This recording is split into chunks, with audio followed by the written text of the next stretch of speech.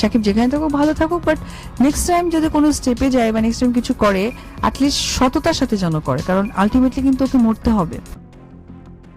ভালোবাসায় চরমভাবে ঠকে গিয়ে এবার শাকিব খানকে সরাসরি মৃত্যুর ভয় দেখালেন অপু বিশ্বাস। তিনি শাকিবকে মনে করিয়ে দিয়েছেন যে মানুষ মাত্রই মরণশীল, তাই শাকিব ভবিষ্যতে যে পদক্ষেপই গ্রহণ করুক না কেন তা যেন অন্তত সততার সাথে করেন। শাকিবের প্রথম স্ত্রী হিসেবে অপু বিশ্বাস আজ নিঃস্ব।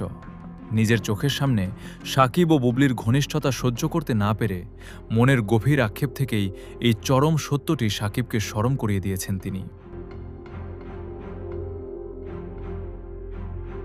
অপু বিশ্বাস স্পষ্টভাবেই বুঝিয়ে দিয়েছেন তাঁকে যেভাবে ঠকানো হয়েছে বা আড়ালে রাখা হয়েছে তাতে কোনো সততা ছিল না।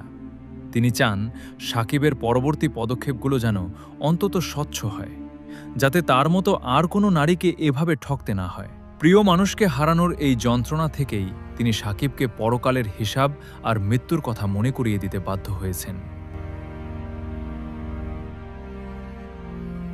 উল্লেখ্য যে অপু বিশ্বাসের এই ভিডিও বার্তাটি সাম্প্রতিক নয়, বরং বেশ কিছুটা পুরনো।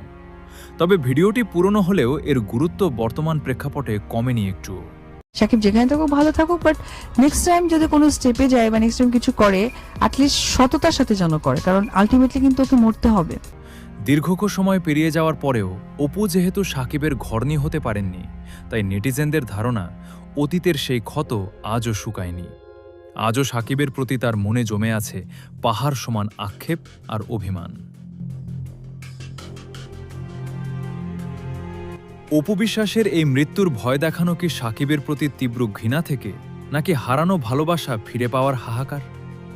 আপনার কি মনে হয়, অপুর এই দাবিটই কি আদৌ যৌক্তিক? জানিয়ে দিন কমেন্ট বক্সে।